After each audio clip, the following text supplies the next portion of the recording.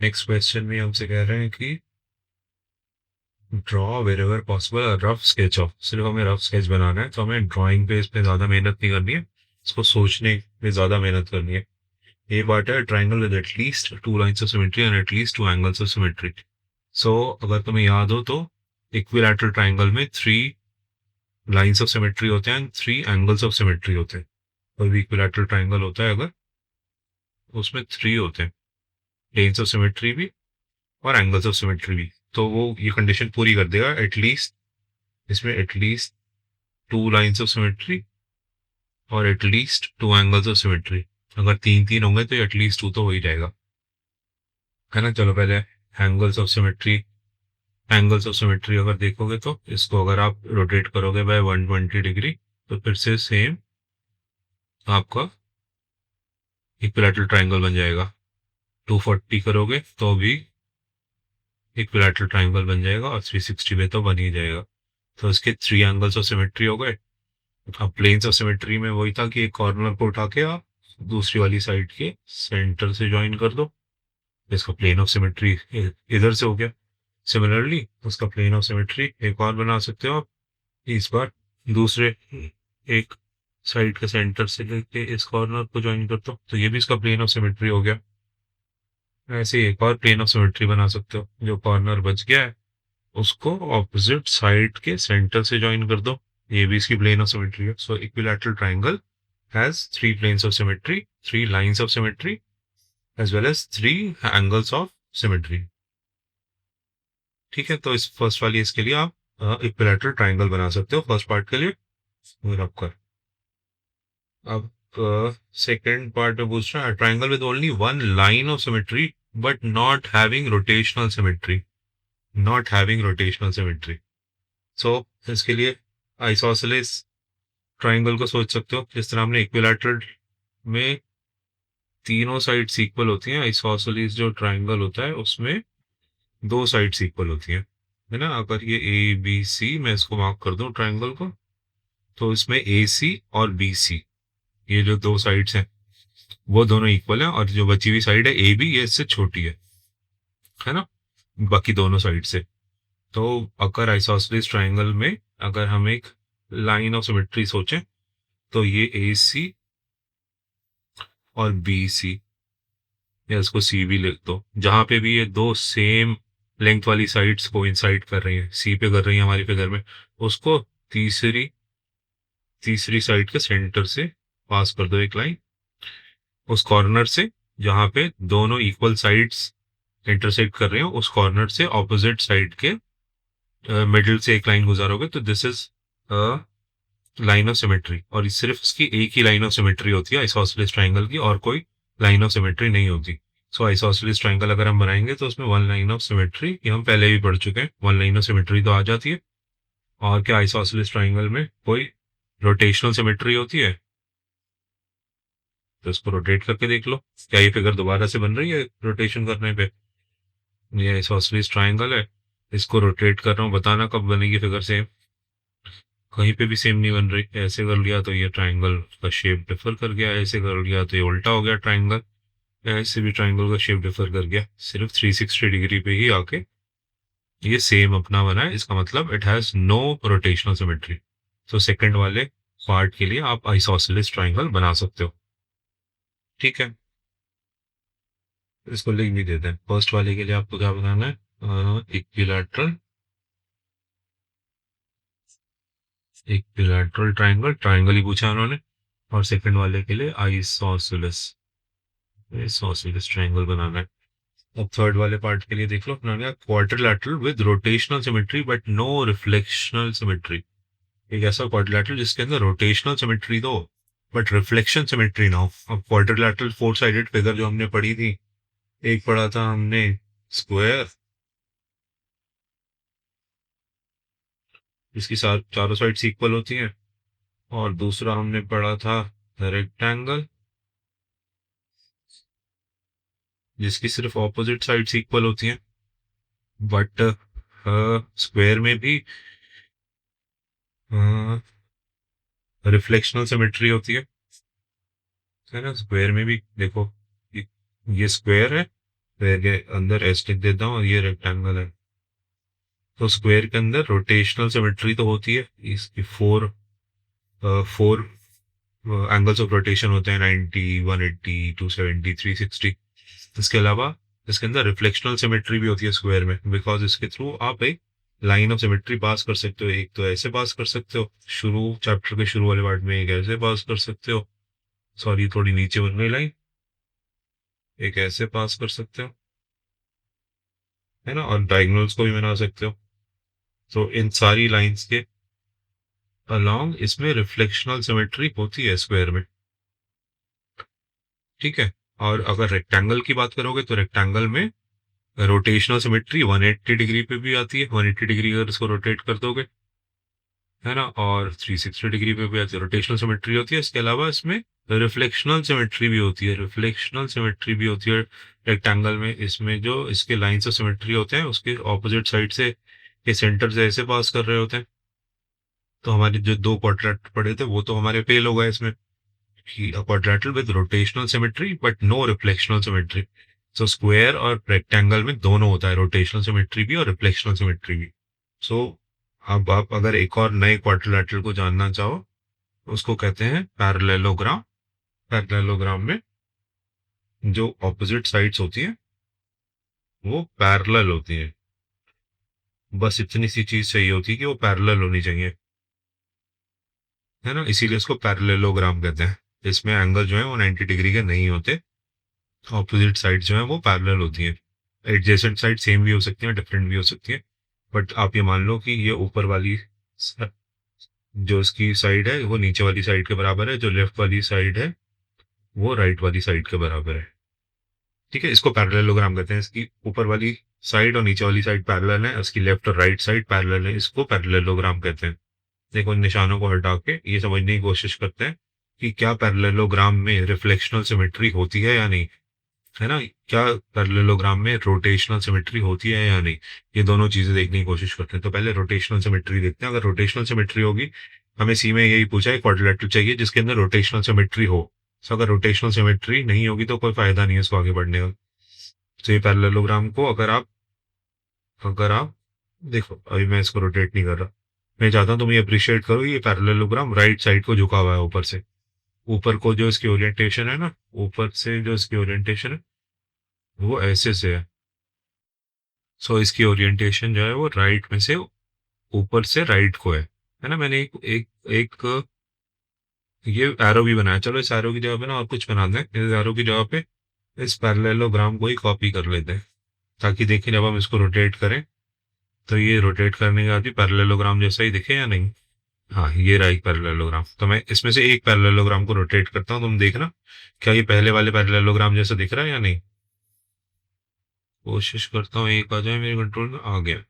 Okay, so first वाले को rotate कर रहा हूँ 90 डिग्री पे, नहीं बिल्कुल नहीं शो कर रहा है। हाँ बट 180 डिग्री, 180 डिग्री पे बिल्कुल ऐसे ही दिख रहा है जैसे वो इनिशियली था, ठीक है। 270 पे भी नहीं कर रहा है और 360 पे कर रहा है। तो 180 डिग्री में हमारे पास एक 180 डिग्री 180 डिग्री मैंने मूव करा, बिल्कुल एग्जैक्टली अपने ओरिजिनल फॉर्म में आ गया। So this parallelogram is a quadrilateral which has rotational symmetry. So इसमें हमें ये रोटेशनल सिमेट्री वाली बात तो ठीक हो गई, रोटेशनल सिमेट्री वाली बात तो हो गई। नाउ क्या इसके अंदर ऐसा भी है कि रिफ्लेक्शनल सिमेट्री नहीं है? हाँ, इसमें कोई रिफ्लेक्शनल सिमेट्री नहीं है ना, इसमें कोई रिफ्लेक्शनल सिमेट्री नहीं है। अगर तुम्हें लग रहा है कि इसके अंदर रिफ्लेक्शनल सिमेट्री है तो चलो उसको देख चेक करते हैं। ऐसा करते हैं, इसको उठा के सेंटर में रखते हैं। अब देखो, अब क्या बोलते हो, इसमें रिफ्लेक्शनल सिमेट्री के लिए इन दोनों के सेंटर से एक वर्टिकल लाइन खींचूं, ये वर्टिकल लाइन खींच दी। क्या इसका लेफ्ट और राइट हाफ सेम है? अगर मैं और थोड़ा सा लेफ्ट में भी ले आऊं इस वर्टिकल लाइन को तो भी वो सेम नहीं हो, फोल्ड करके एक दूसरे को कवर नहीं करेंगे, है ना। इसमें जो साइड्स होंगी, एक साइड हमेशा एक कोना दूसरी एक तरफ है, एक कोना एक तरफ है, तो इसमें वर्टिकल लाइन नहीं हो सकती, इसको line of symmetry. Similarly horizontal line भी इसकी लाइन ऑफ सिमेट्री नहीं हो सकती। क्यों? क्योंकि सोचो, अब अगर हमने इसको फोल्ड कर दिया, ये लाइन ऑफ सिमेट्री से ऊपर वाला पार्ट एक्यूट एंगल बना रहा है, फोल्ड होने के बाद भी कहीं यहाँ पर आएगा इस तरह से, है ना, इसके फोल्ड जो होंगे वो ऐसे होंगे। ऊपर वाला वो पार्ट अगर फोल्ड करोगे तो नीचे वाले पार्ट पे करेक्टली फोल्ड नहीं होगा, तो इसमें कोई कोई रिफ्लेक्शनल सिमेट्री नहीं है। चलो अगर तुम कह रहे हो कि अभी भी कोई और तरीका हो सकता है इसकी रिफ्लेक्शनल सिमेट्री देखने का, चलो इसका डायगोनल मिला के देख लेते हैं। तो इसका डायगोनल अगर मिला के देखोगे तो यू विल रियलाइज कि ये वाला जो कोना, ये वाला जो इसका कॉर्नर है, फोल्ड करने के बाद कोई यहाँ पर आएगा, यहाँ पर आएगा। सिमिलरली ये वाला जो इसका कॉर्नर है वो यहाँ पे चले जाएगा कहीं पे। सिमिलरली अदर दूसरे वाले डायगोनल को देखोगे तो भी इसको परफेक्टली फोल्ड नहीं कर सकते। So this parallelogram does not have any reflectional symmetry. It does have rotational symmetry. It becomes the same figure after a rotation of 180 degree. But it does not have any reflectional symmetry. तो सी वाले का answer हो जाएगा, ये quadrilateral का answer होगा कि ये दिस इज अ पैरेललोग्राम। इसके लिए पैरेललोग्राम बनाना है आपको। रफ डायग्राम बना लोगे पैरेललोग्राम का, जैसे मैंने बनाया था, ऑपोजिट साइड्स पैरेलल रखने की कोशिश करना। उसमें आप एक स्केल ले सकते हो, स्केल की ऑपोजिट साइड्स जो होती हैं, जो दो उसके साइड्स होती हैं, वो एक दूसरे के पैरेलल होती हैं। बट ऊपर वाली लाइन जो खींचोगे वो नीचे वाली लाइन के बराबर लेंथ रखनी है, बट ऑफ सेंटर रखना, मतलब ऊपर वाली लाइन थोड़ी सी राइट में रख लेना या लेफ्ट में रख लेना एंड देन ज्वाइन कर देना। तो आपका पैरेललोग्राम बन सकता है। रफ डायग्राम ही बनाना, अब रफ डायग्राम बना लेंगे। तो सी वाले का आंसर हो गया पैरेललोग्राम। इसके लिए आपको पैरेललोग्राम बनाना पड़ेगा। अब इसका डी पार्ट देखते हैं। Quadrilateral with reflectional symmetry but not having rotational symmetry. Okay okay, कह रहे हैं ऐसा क्वाड्रिलेटरल के बारे में सोचो जिसके अंदर रिफ्लेक्शन सिमेट्री हो बट रोटेशनल सिमेट्री ना हो। ओके, ऐसा भी पैरेललोग्राम होता है। देखो, हाउ अबाउट दिस, ऐसा भी क्वाड्रिलेटरल होता है। So how about this quadrilateral.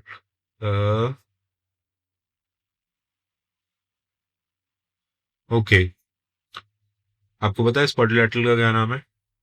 इसमें एटलीस्ट दो साइड्स इसके पैरेलल होनी चाहिए। इसका बेस, ये वाला जो साइड है ये इसकी बेस है, ये इसके पैरेलल होनी चाहिए, इसके ऊपर वाले पार्ट का। और ये जो साइड्स होती हैं इनको लेग्स कहते हैं, इनको लेग्स कहते हैं। एनीवेज, इसको ट्रेपीजियम कहते हैं। ट्रेपीजियम मतलब एक क्वाड्रिलेटरल जिसमें एटलीस्ट टू साइड जो हैं वो पैरेलल होनी चाहिए। ट्रेपीजियम भी तीन तरह के होते हैं। चलो उसको नहीं पढ़ रहे, हम सिर्फ इसी ट्रेपीजियम की बात कर रहे हैं। ये ट्रेपीजियम एक ऐसा है, इसको आइसोसेलिस ट्रेपीजियम भी कहते हैं। इसकी जो दो नॉन पैरेलल साइड्स होती हैं वो इक्वल होती हैं। देखो मैं क्या समझा रहा हूँ तुम्हें, इस ट्रेपीजियम की प्रॉपर्टी पढ़ो। ये क्वाड्रिलेटरल है, अगर ए बी सी डी, तो इसमें ए बी जो है इट इज पैरेलल। पैरेलल के लिए आप ऐसी लाइन खींच सकते हो, दो parallel to C D, it is parallel to C D. Also because this is a special kind of a trapezium, isosceles trapezium, इसकी दो साइड्स इक्वल होनी चाहिए। तो इसमें A D side length is equal to B C, ये sides इसकी same है ना। ए डी और बी सी वाली साइड सेम सेम है, उनकी लेंथ सेम है। तो ये एक ट्रेपीजियम है इस तरह से। ए डी जो है वो बी सी के पैरेलल नहीं है ना, सिर्फ उनकी साइड सेम है। ए बी जो है वो सी डी के बराबर नहीं है, सिर्फ वो पैरेलल है एक दूसरे के। This is known as a trapezium. तो ऐसी ट्रेपीजियम जैसी एक चीज सोच सकते हो आप। आगे आने वाले टाइम में इसको और डिटेल में पढ़ेंगे। मैं इसकी मार्किंग हटा रहा हूँ। Now I am showing you that this has reflectional symmetry. अगर आप इसको वर्टिकली एक लाइन इसके थ्रू पास कर दोगे इसके सेंटर में से, तो उसका लेफ्ट और राइट हाफ आराम से एक दूसरे पे फोल्ड हो जाएगा। So this is a quadrilateral which has reflectional symmetry, है ना। ये लाइन ऑफ सिमेट्री वर्टिकल वाली। अब इसके अंदर क्या रोटेशनल सिमेट्री है या नहीं? नहीं होनी चाहिए, है ना। इसको देख के लग रहा है कि यहाँ इसमें नहीं है, फिर भी चलो उसको रोटेट करके देखते हैं।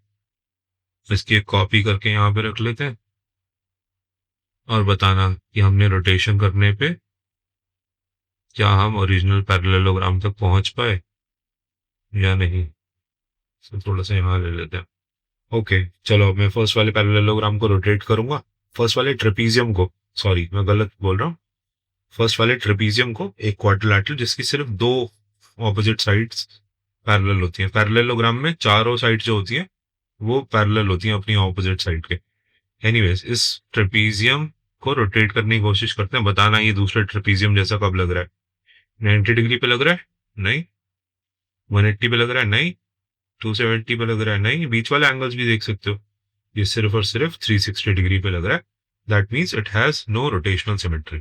तो यही इन्होंने हमसे पूछा था, या quadrilateral with reflectional symmetry but not having reflectional symmetry. ठीक है, तो मैं ये वाला डायग्राम भी मिटा देता हूँ, इसका सिर्फ आंसर लिखता हूँ। इसका आंसर है ट्रेपीजियम। ट्रेपीजियम भी कौन सा वाला? आइसोसेलेस। आइसोसेलेस मतलब जिसकी नॉन पैरेलल साइड इक्वल होती है। ठीक है, जब हमने इतना बोल ही दिया तो एक स्केलीन ट्रेपीजियम भी हो सकता है जिसकी नॉन पैरेलल साइड इक्वल नहीं हो सकती, है ना। और इसके अलावा और किसी तरह का भी एक राइट ट्रेपीजियम भी हो सकता है जिसकी एक साइड शायद राइट एंगल बनाती हो। एनीवेज ट्रेपीजियम हम बाद में पढ़ लेंगे। ये एक ट्रेपीजियम है जिसकी जो नॉन पैरेलल साइड होती है वो इक्वल होती है, तो इसको आइसोसेलेस ट्रेपीजियम कहते हैं। इसका आंसर डी वाले में मुझे तो यही क्वाड्रिलेटरल लग रहा है कि ट्रेपीजियम जो है उसकी रिफ्लेक्शनल सिमेट्री है बट उसकी रोटेशनल सिमेट्री नहीं है। क्वेश्चन नंबर 4 में पूछा है ना, figure 60 degree is the smallest angle of symmetry, what are the other angles of symmetry of this figure.